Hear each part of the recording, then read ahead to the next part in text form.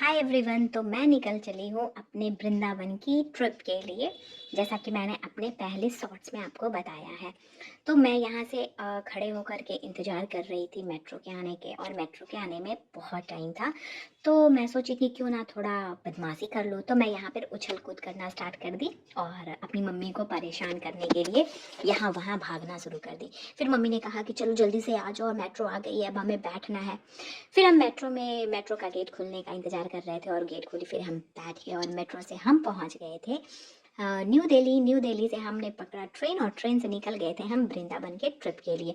मैं बार बार मम्मा से पूछ रही थी कब आएगी वृंदावन, और फाइनली हम वृंदावन पहुंच गए थे, जहाँ पे हमने लिया रूम, और रूम में लेने के बाद मैं थोड़ा वहाँ करने लगी मस्ती। फिर मैं यहाँ वहाँ भागना स्टार्ट कर दी थी और मैं इधर उधर कूद रही थी। इधर उधर मैं भाग रही थी तो मैंने देखा एक दादी को सामने से आते हुए, जिन्हें देखकर मेरे कदम थोड़े धीमे से हो गए थे। फिर जैसे ही मैंने देखा कि वो आंटी चली गई, फिर मैं यहाँ से वहाँ भागना शुरू कर दी और मैं यहाँ वहाँ बस दौड़े जा रही थी क्योंकि मुझे बहुत मज़ा आ रहा था। फिर हम फ्रेश होकर निकल गए थे प्रेम मंदिर के लिए, जहाँ की बहुत भीड़ थी, बहुत ज़्यादा ही भीड़ थी। ऐसा लग रहा था जैसे पूरी दिल्ली यहीं आकर बस गई है। प्रेम मंदिर में मैंने बहुत कुछ देखा, मुझे बहुत मज़ा आया वहाँ पर। मैंने देखा कि रात के टाइम में वहाँ की जो भी सजावट होती है वो बहुत खूबसूरत लगती है, और मैंने देखा कि बहुत सारे वहाँ पर सांप हैं, स्नेक है, और उस पे हमारे बाल गोपाल खड़े होकर के बांसुरी बजाते हुए नृत्य कर रहे थे, जो कि मुझे बहुत मज़ा आया। फिर मुझे मम्मा से पता चला कि ये स्नेक को हम शेषनाग कहते हैं। वैसे आप इन्हें क्या कहते हैं हमें ज़रूर बताइएगा।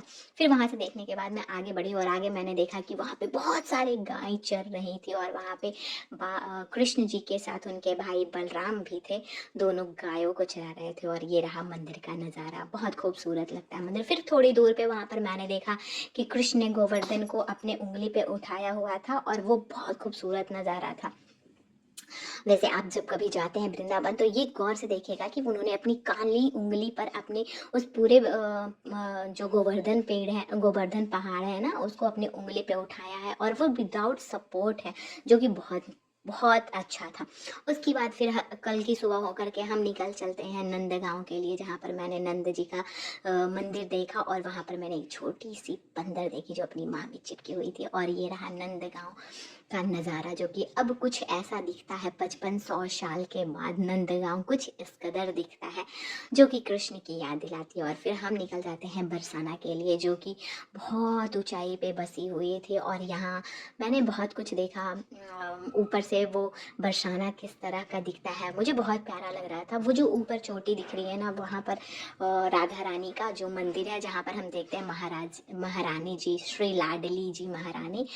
और मैं आप सबको बताना चाहूँगी कि कभी भी आप अगर वृंदावन, मथुरा, बरसाना, गोकुल ये सब का ट्रिप करते हैं तो प्लीज़ प्लीज़ प्लीज़ आप सैटरडे संडे मत जाया कीजिए, क्योंकि उस समय वहाँ बहुत ज़्यादा भीड़ होती है। जैसा कि आप देख रहे हो कि बहुत भीड़ है, बहुत ज़्यादा भीड़ है। मेरे लिए तो बहुत